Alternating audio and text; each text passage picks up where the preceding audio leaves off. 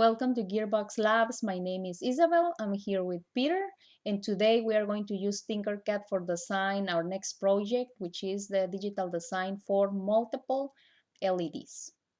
So this one is the main screen of Tinkercad, and we are going to sign in so we can start our project.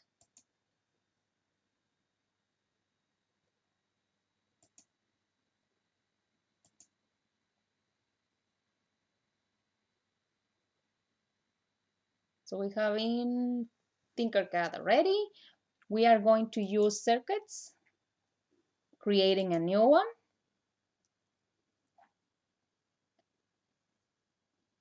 And there we are in the main screen where we are going to build our digital design. So going to the upper part of our screen, we are going to change the name of our project.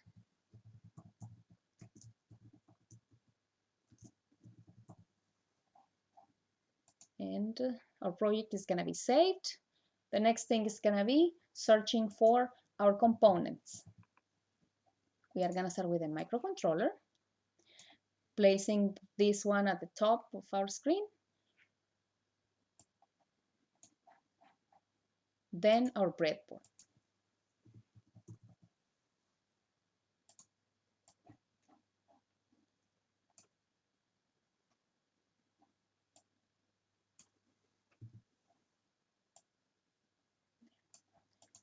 Then the components that we will need.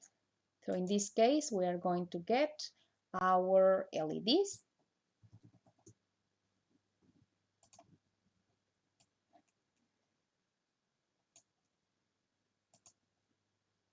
How many LEDs would you like me to? We are going to play with 4 today. So we are going to drag 4.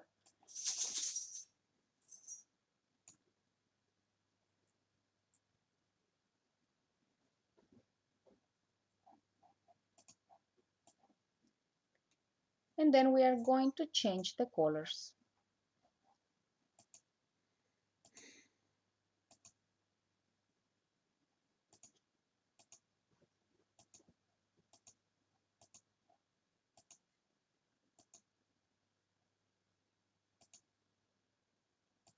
Next are going to be our resistors. We will need 4.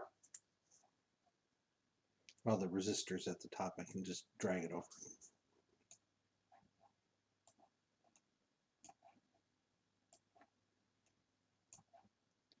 And we are going to change the values to 220 ohms.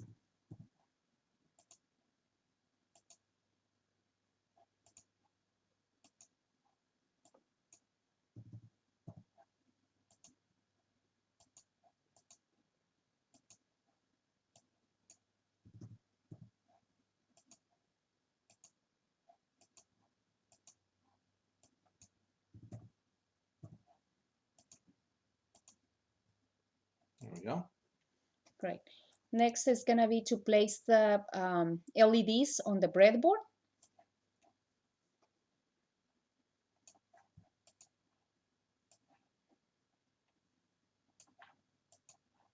How's that spacing? Yeah, that is great. We can leave 2 pins between each LED. 2 pins or 3 pins is okay.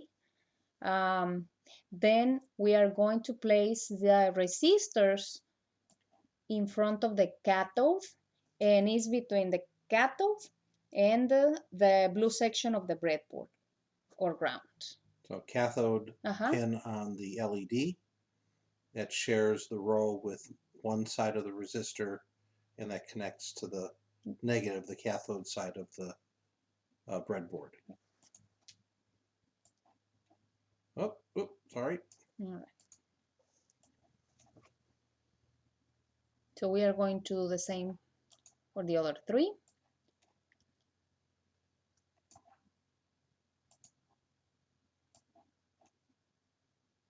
There. Very important to get it in that negative. Yeah. So that's why it's important to know all these grounds are connected. So that's why we have the connections, the resistors going there. So in the end, all of them are grounds. So the next one is gonna be bringing the ground from the microcontroller to the breadboard. So that way we complete the circuit in that part there. And Now, changing the color. yeah, Good changing the engineering. color to blue to identify that is a negative or ground. So the next is gonna be the connection to the anode. So looking for the right leg, clicking on the pin to see if it's anode, and then we are going to click next to drawing a cable from there to the section number 2 of the microcontroller. We are going to change the wire to the color that matches the LED.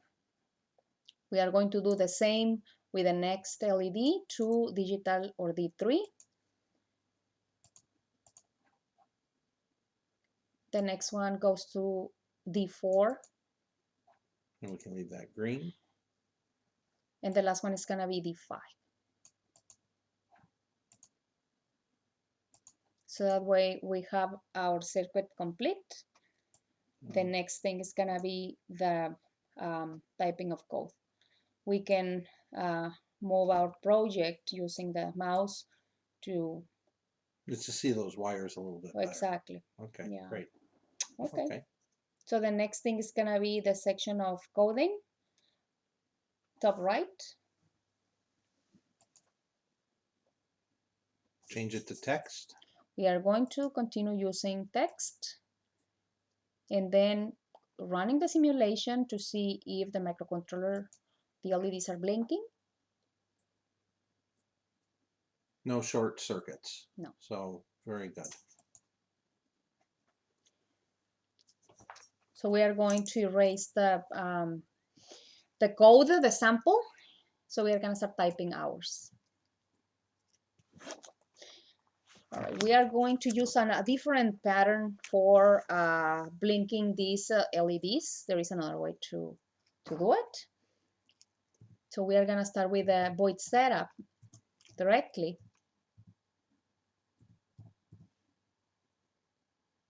Using only pin modes. Pin mode.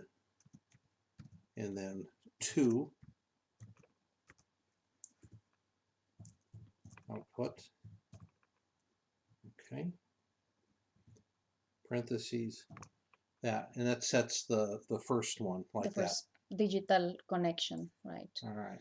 There, I mean, we can copy and paste. This is a good way to, to do the project. So we can copy and paste 4 times. Are gonna be the 4 LEDs that we have. One too many there. And then we can place them ascendant or descendant, depending. We close the void setup with a bracket. Sorry. There we go. And then we are going to open the void loop. So in here we are going to use forgot to take the caps locks off.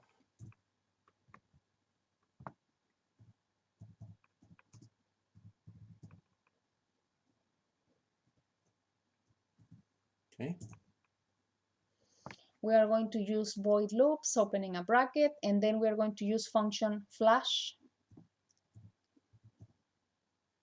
We need to indicate again the pins. So in this case, we are gonna start with the number 2. And then how many milliseconds? If we are going to add the timing here, in this case, we are going to use 100 milliseconds. We can copy and paste that instruction 3 more times.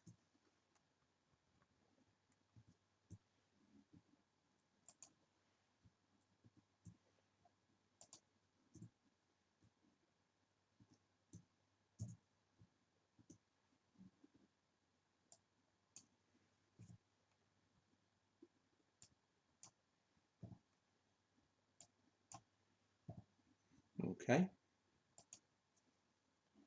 Right. So now we close the void loop with another bracket. And the next one is going to be the subroutine. We will need a void flash. And in here we are going to integrate the integers.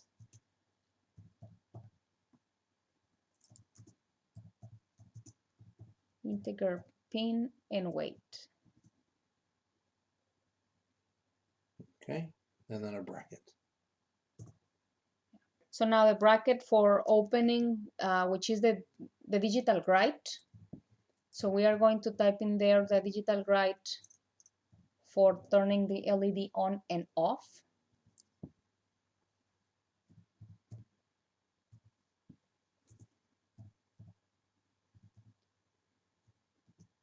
Okay. All right, so we are going to write delay. And since we already declared delay in our subroutine, we just type wait with a semicolon. The next line is gonna be for turning off the LED. It's gonna be digital write, parentheses, pin, comma low, closing and semicolon, adding the last delay for wait, closing the subroutine with another bracket. And basically that is the code for this project. So let's go through this because this code is a little bit different than the single LED project that people have looked at already.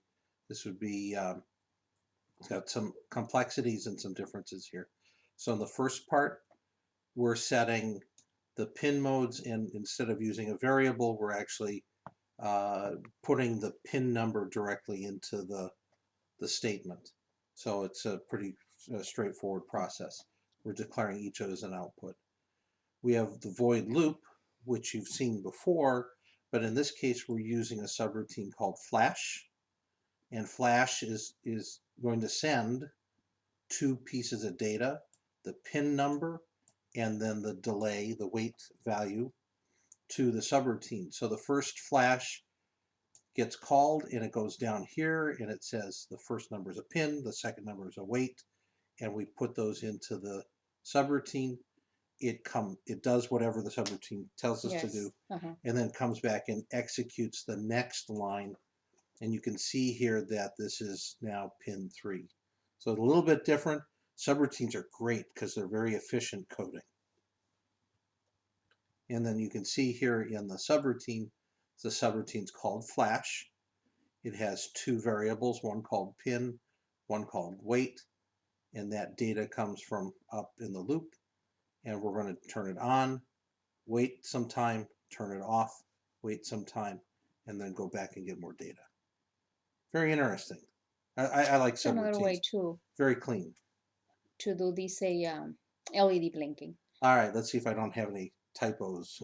So that's why we need to start a simulation to see if our digital design is correct.